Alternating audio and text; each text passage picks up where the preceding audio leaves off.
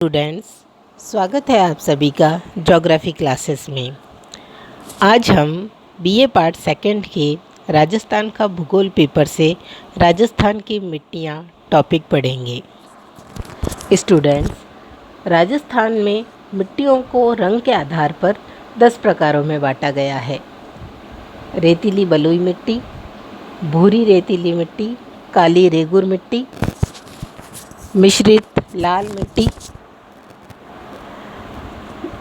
लाल पीली मिट्टी, लाल लोमी मिट्टी, भूरी मिट्टी, जलोढ़ कछारी मिट्टी, लवणीय मिट्टी और पर्वतीय मिट्टी। आइए अब हम इन्हें एक एक करके पढ़ते हैं। पहली है रेतीली या फिर बलुई या मरुस्थलीय मिट्टी। इसे 3 नामों से जाना जाता है: रेतीली, बलुई और मरुस्थलीय मिट्टी। राज्य में ये सबसे ज़्यादा क्षेत्र में पाई जाने वाली मिट्टी है। इसमें खड़ीन की खेती सर्वाधिक की जाती है। इस मिट्टी में कैल्शियम और फॉस्फेट की अधिकता होती है और नाइट्रोजन व कार्बनिक तत्वों की कमी पाई जाती है।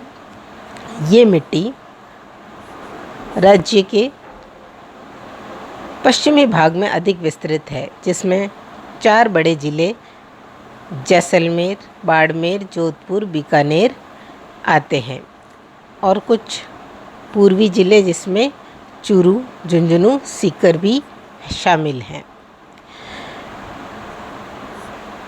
फिर है दूसरी भूरी रेतीली मिट्टी। इस मिट्टी को ग्रे पेंटेड धूसर मरुस्थलीय या सिरोजम मिट्टी भी कहा जाता है। इस मिट्टी में भी फॉस्फेट की अधिकता होती है। नाइट्रोजन व कार्बनिक तत्वों की कमी पाई जाती है। वैसे राजस्थान की सभी मिट्टियों में नाइट्रोजन की कमी पाई जाती है। भूरी रेतीली मिट्टी राज्य के बीकानेर, जोधपुर, नागौर, जालोर, चूरू, झुंझुनू, सीकर जिलों में विस्तृत है। काली या रेगुर मिट्टी, यह मिट्टी कपास की खेती के लिए सर्वाधिक उपयुक्त है। इस मिट्टी में पोटाश व कैल्शियम की अधिकता होती है और फॉस्फेट और नाइट्रोजन की कमी पाई जाती है। यह मिट्टी राज्य के दक्षिणी पूर्वी भाग यानी हाड़ौती क्षेत्र में पाई जाती है, जिसमें मुख्यतः कोटा, बारां, बूंदी, झालावाड़ जिले आते हैं। फिर है लाल काली मिश्रित मिट्टी। इस मिट्टी का निर्माण मालवा के पठार की काली मिट्टी और दक्षिणी अरावली की लाल मिट्टी के मिश्रण से हुआ है। यह मिट्टी मुख्यतः मक्का की फसल के लिए उपयुक्त होती है। इस मिट्टी का विस्तार भीलवाड़ा, राजसमंद, उदयपुर, डूंगरपुर, बांसवाड़ा, प्रतापगढ़, चित्तौड़गढ़ जिलों में है।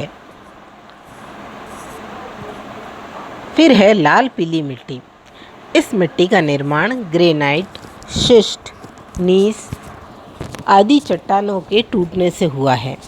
नाइट्रोजन और कार्बनिक तत्वों की कमी पाई जाती है और लौह ऑक्साइड की मात्रा अधिक पाई जाती है। ये मिट्टी राज्य के सिरोही, अजमेर, भीलवाड़ा, टोंक, सवाई माधोपुर और करौली जिलों में पाई जाती है। अब है लाल लोम दोमट मिट्टी। इस मिट्टी का निर्माण कायांतरित चट्टानों के टूटने से हुआ है,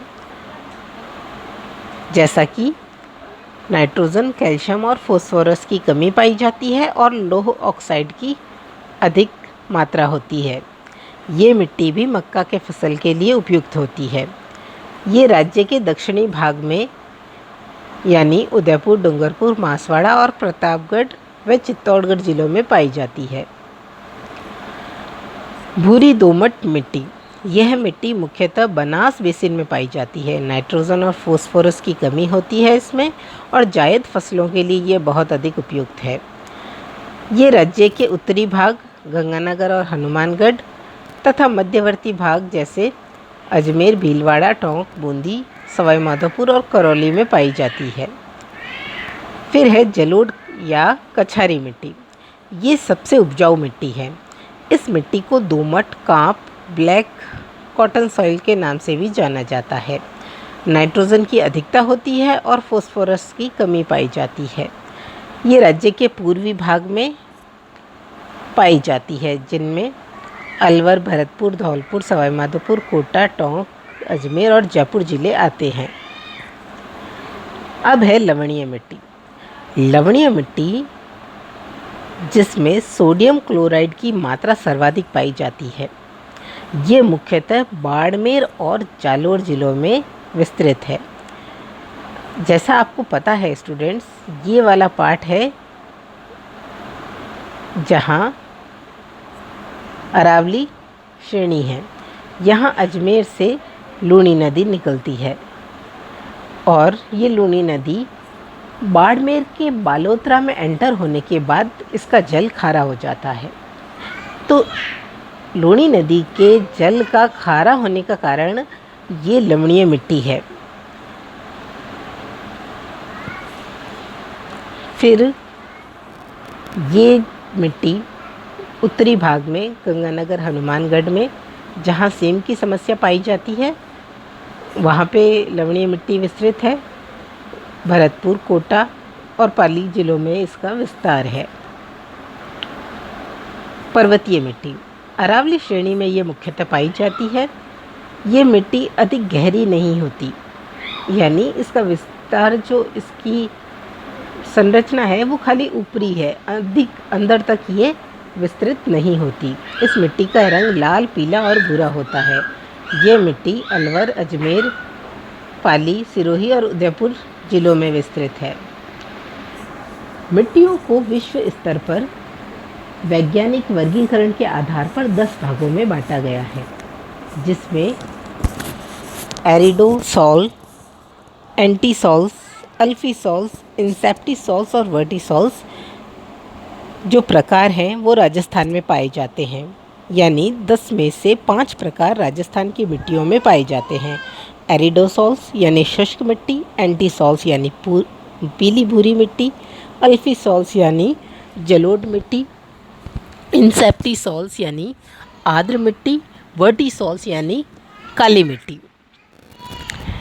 एरिडोसॉल्स ये मिट्टी सीकर, झुंझुनू, चूरू, नागौर, जोधपुर, पाली और जालोर जिलों में विस्तृत है। एंटीसॉल्स पीली भूरी मिट्टी ये पश्चिमी राजस्थान में विस्तृत है और ये सर्वाधिक क्षेत्र में पाई जाने वाली मिट्टी है। इस मिट्टी में अलग अलग जलवायु क्षेत्र में पाई जाने वाली मिट्टियों का मिश्रण मिलता है। अल्फीसॉल्स यानी जलोढ़ मिट्टी ये अलवर, भरतपुर, करौली, धौलपुर, जयपुर, दौसा, सवाई माधोपुर, टोंक, भीलवाड़ा, चित्तौड़गढ़, राजसमंद, उदयपुर, डूंगरपुर, बांसवाड़ा और हाड़ौती क्षेत्र में पाई जाती है। इस मिट्टी में उपजाऊ तत्वों की अधिकता होती है। इंसेप्टिसॉल्स यानी आर्द्र मिट्टी ये मिट्टी पाली, सिरोही, राजसमंद, जयपुर, उदयपुर, भीलवाड़ा, चित्तौड़गढ़, दौसा, सवाई माधोपुर और झालावाड़ जिलों में विस्तृत है। वर्टिसॉल्स यानी काली मिट्टी ये हाड़ौती क्षेत्र, डूंगरपुर, बांसवाड़ा, चित्तौड़गढ़, सवाई माधोपुर और भरतपुर जिलों में विस्तृत है। अब कुछ बात करें महत्वपूर्ण तथ्यों की। मिट्टी के बारीक कणों को चिक्का कहते हैं। मिट्टी के अधिक मोटे कणों को बजरी, रेत या बालू कहते हैं। नदी घाटियों में भूरी दोमट, बलुई दोमट मिट्टी पाई जाती है। मिट्टी में उपस्थित सबसे अधिक उपजाऊ तत्व को ह्यूमस कहते हैं। मिट्टी की रेंगती हुई मृत्यु यानी मृदा अपरदन, जिसमें मिट्टी की ऊपरी परत एक स्थान से हटकर दूसरे स्थान पर चली जाती है, जो कि वायु अपरदन द्वारा या फिर जल और या फिर चादरी अपरदन द्वारा संभव होता है। राजस्थान में सर्वाधिक अपरदन वायु से होता है। लवणीय मिट्टी से उत्पन्न समस्या को सेम की समस्या कहते हैं, जिसमें केशिका क्रिया द्वारा क्या होता है स्टूडेंट्स, जिस प्रकार से ये है स्थलीय भाग। अब जल जब नीचे की ओर जाता है तो नीचे चूना पत्थर की चट्टानें होने के कारण या जिप्सम होने के कारण ये जल वापस ऊपर की ओर उठता है और क्या करता है, नीचे ज़मीन में ना सोख कर ये जल ऊपर आता है और ऊपरी भाग को दलदल बना देता है। और ये जो इन चट्टानों के गुण जल अपने साथ लेके आता है, यानी उसमें नीचे की चट्टान के खनिज घुल जाते हैं और वो ऊपर आके इस भाग पर जम जाते हैं और इस ऊपरी भाग को दलदली बना देते हैं। इसे कहते हैं सेम की समस्या। मिट्टी में क्षारीयता या लवणीयता की समस्या को दूर करने के लिए जिप्सम का प्रयोग किया जाता है। मिट्टी में अम्लीयता की समस्या को दूर करने के लिए चूने का प्रयोग किया जाता है। शुद्ध मिट्टी का पीएच मान 7 होता है। क्षारीय मिट्टी 7 से अधिक, अम्लीय मिट्टी 7 से कम। रेगिस्तान के प्रसार के लिए जैसलमेर का नाचना गांव प्रसिद्ध है। सर्वाधिक पति भूमि जोधपुर में पाई जाती है। सर्वाधिक कृषि भूमि श्री गंगानगर में है। सर्वाधिक बंजर भूमि जैसलमेर में है। सर्वाधिक पठारी भूमि राजसमंद में है। राजस्थान में सर्वप्रथम खड़ीन की कृषि जैसलमेर के पालीवाल ब्राह्मणों ने 15वीं शताब्दी में आरंभ की थी। स्थानीय भाषा में ऊसर यानी लवणीय भूमि को रेह, मगरा या थारा कहते हैं। लीली, सीरमा, सूखली या रांकड़ मेवाड़ क्षेत्र में पाई जाने वाली मिट्टियों के प्रकार हैं। स्टूडेंट्स, ये था आज का टॉपिक राजस्थान की मिट्टियाँ। Thank you.